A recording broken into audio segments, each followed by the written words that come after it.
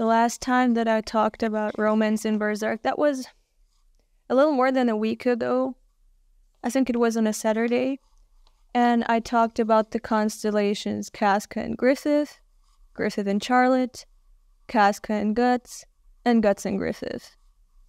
And there are still some constellations left. For example, did I talk about Judo and Casca? I don't think I talked about Judo and Casca. I'm not sure though. And then Serpico and Farnese and Guts, and then Shirka and Guts. We gotta talk about Shirka and Guts as part of this romance series. Okay. Well, anyway, I'm gonna start with Judo and Casca, I think. Yeah, Judo and Casca. That's where I left off last time, I think. I'm not sure. Okay, so Judo is such a good boy. Honestly, we know he was in love with Casca, right? It was one-sided. To be honest, I'm quite surprised that he was the only one who was also in love with Casca. I mean, Casca was the only girl among hundreds of men. How did she even manage to still be a virgin before she got intimate with Guts? God. Anyway, Judo loved her, and he also respected her. We know that. Funny, there was no real reveal until towards the end. I don't know. I think it was hinted a little bit. I think it was hinted that Judo liked Casca. I mean, when Guts decided to leave, he was like, what about Casca? Or when, when else did we get a glimpse of his feelings? I think when Casca was being... Oh, yes. Well, I mean, he is very perceptive. He saw that something had changed between Casca and Guts when Casca and Guts came back from, well, the cave, the 100-man slaying, and Casca was looking for Guts as soon as she was healed, and they were talking, about the bonfire of dreams. She was looking for Guts, and Judo was like, she's looking for Guts, kind of like that. I think also when Guts decided to leave, and Casca was like, no, don't go. And Judo was surprised. He was like, oh, yeah, it's done. They're meant for each other, especially because they see eye to eye. I mean, Judo knew that Casca would never have eyes for him just because she was so focused on Griffith. And then when Guts came along, he was like, oh, well, then it couldn't have been me from the beginning. So someone did manage to get her eyes off of Griffith, but it wasn't me. So I guess I gotta be happy for them. I mean, he was a genuine friend to both Casca and Guts. So he was such a good boy. And also when Guts came back and he talked about leaving again, Judo was like, this time take her with you. And he wasn't clearly looking at Guts. You could see there was something there. I kind of suspected it. And then my heart shattered as he died. And his last thoughts were, but you always saw me as just someone useful. Fuck me up. I cried. Yeah, aside from saying that he was just a good, genuine dude, I don't think there's anything more to talk about here between Casca and Judo. She really only saw him as a good friend. and a good comrade. So there wasn't anything more, sadly. Judo or Serpico? Yeah. Yeah. To be honest, yeah. Well, now we can move on to Serpico and Farnese. And that is one of the most interesting relationships. Like, no matter whether you believe there's something more going on between them, whether he's interested romantically in Farnese, this is quite an interesting relationship. So let's look at that one. First of all, Serpico is a poor fuck. Honestly, the poor man. I hit my teeth with the cup. First of all, Serpico, he was never seen as son by his mother. His mother just referred to him as her lover, and that's fucked up. So he never really got any attention from an insane woman. Oh, man. And, well, when he got adopted by his dad, the rich, filthy dude, it wasn't like he saw him as his son. He just put him there in the palace for him to be a babysitter for a very unstable baby, while being a baby still himself. So that's fun. I'll do that too. If I ever have kids. Yeah, just make an 8-year-old look after a 7-year-old. Good fucking tactic. Well, but I do think that being there with this very bad girl saved Serpico. To be quite honest, he saw a purpose in himself. Just like Farnese now sees a purpose in herself as she's looking after Casca. So looking after someone that kind of helps you. It kind of helps you survive. So also I think looking at Farnese, he saw what could have been him. Because both were neglected by their parents, obviously. And he wanted to be for her what he could never have. And I don't know if Farnese really saw romantic interest in Serpico. I think they were just licking each other's wounds, kinda. He was the only one there all this time. She let out her frustrations on him. He was the one who saw every fucking side of her. And all her sides were despicable. And he still accepted her. He still didn't run away like everyone else before. So she saw someone stable in him while she was not stable. And well, when he rejected her, I think she kind of became empty because there was nothing left in her. He just saw her as a mental case that he had to protect, and yeah, I guess that's good, but I guess that also kind of does something to your ego. So, well, he continued being her babysitter, and he followed her everywhere, even as adults.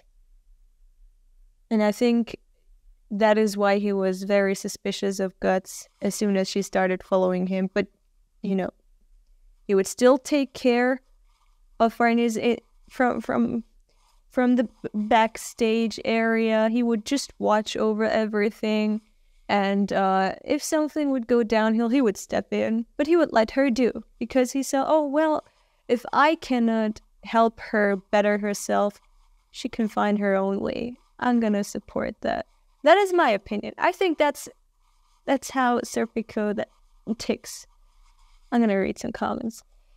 You're misunderstanding Seth because mom had always referred to him as her son until she got demented from old age. Yeah, I think it does something to you as a child in the developmental stage when you see your mother decay.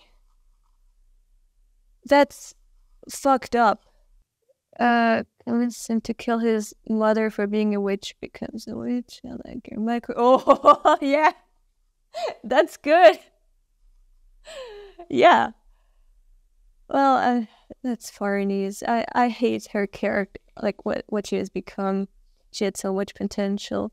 I like her microwave. Well, thank you.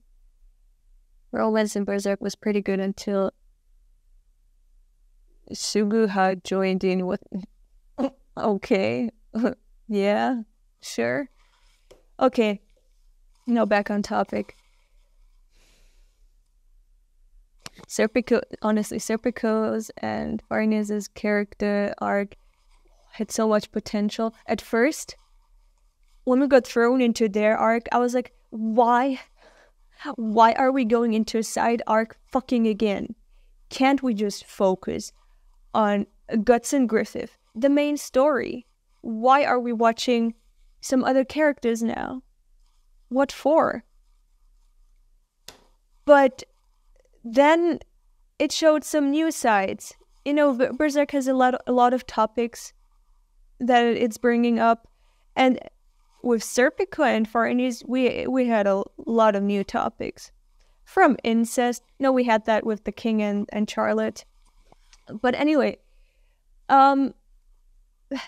again, neglect and being insane, sadomasochism, self-punishment, being devoted to something that gives you stability but that you do not fucking believe in. It just gives you something to waste your time with. And much more. With a lot of dark topics with their arc. I saw so much potential in them.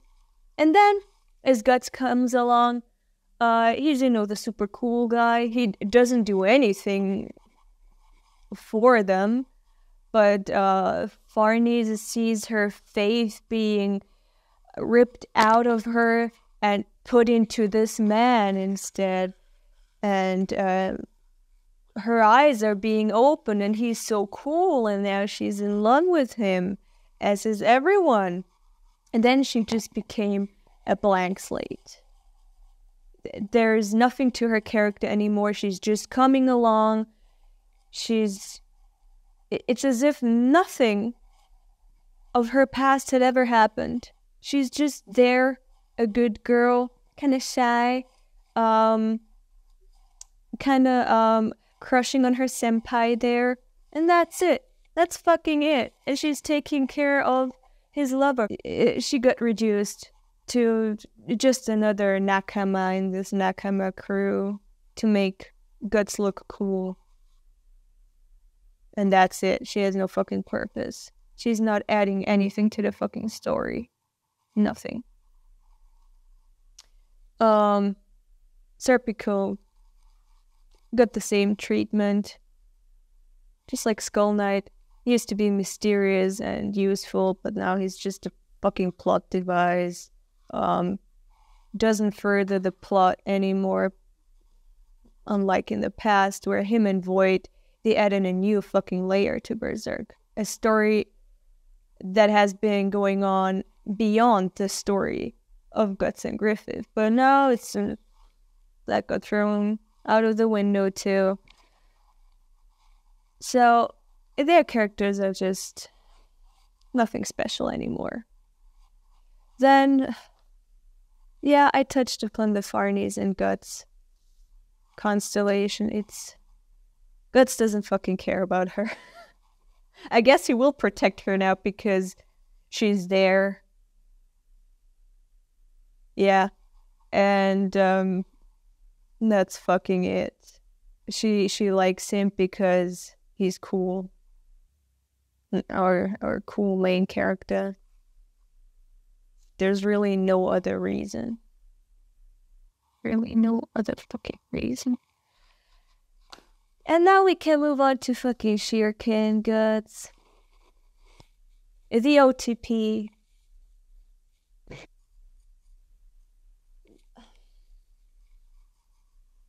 No, I'm not gonna start raging about lolis again. But to be honest, it pisses me off that Shirkin has to be, first of all, a witch. The concept of witch is being introduced out of fucking nowhere. Cool. I hate that. And then that she has hair that doesn't fit the fucking art style. The way her hair is drawn and it's green. What is this, an anime? Until now we had normal hair colors. Brown, black, blonde, silver, eyeballs. But, Griffith is special. That's why he has silver hair. Why do we have a little witch with green hair? Ugly green hair. Anyway, why does she need to be fucking tiny? Young. Why does she have to be a loli? God, I hate everything. And that this loli is being sexualized by Miura. Don't get me started on that. And that she has a crush on the main character too. It's just basically everyone has a fucking crush on Guts to make him stand out even more, to just accentuate his coolness, his main character coolness. Because he's so fucking cool. Look at him just being broody and standing there, not saying much. And slaughtering monsters. That's so cool. So, of course, she has a crush on Guts. Just as everyone has a crush on Griffith, on his side, with his troop. He has his own lolly too. Everyone loves Griffith. Everyone has a crush on him because he's so beautiful, so cool. And Guts too, but he's, the cool. Griffith is the pretty cool. Guts is the cool. God, I fucking hate this manga. Oh, what has it become? So, that is it. That is the romance in Berserk, which is more like a rant. But honestly, I really thought Serpico and Farinese would amount to much more. It was so interesting. And it was wasted. Do you reckon Berserk has a harem element? Yes, it fucking has. Yes. God, it devolved into typical shonen harem high fantasy. And honestly, on their own, those genres are not bad at all. They're entertaining. Hell, I love Prison School. It's fantastic. But the fucking genre change. You start with one genre and you have expectations and you're in that mood because you grew up with that mood as soon as you dove into this. And then it just makes a 180 and it doesn't fucking fit. Talk about who you think will die next. Honestly, I don't think anyone's gonna fucking die. I honestly don't think anyone's gonna die. When can I get some advice on how to get out of this crushing debt I am? Not soon, not for me. Have we seen SK since he on a way to convince himself? Okay, I don't last her. Do you think that little guy who tortured Griffith had some romance with Griffith at any point? I mean, he probably used his dick and tongue that he cut off for his own pleasure. Also, he was the only human contact Griffith had for a year. I don't know if you can call this romance, but it is a kind of relationship. Okay, you guys, good comments. Can really work with that.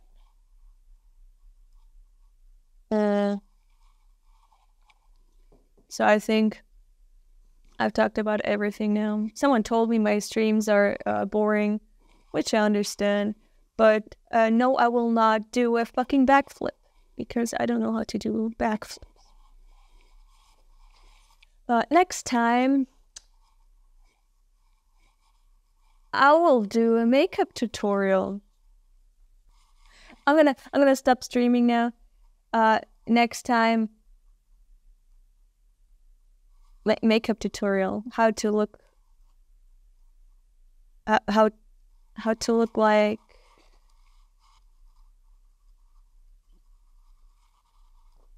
guts.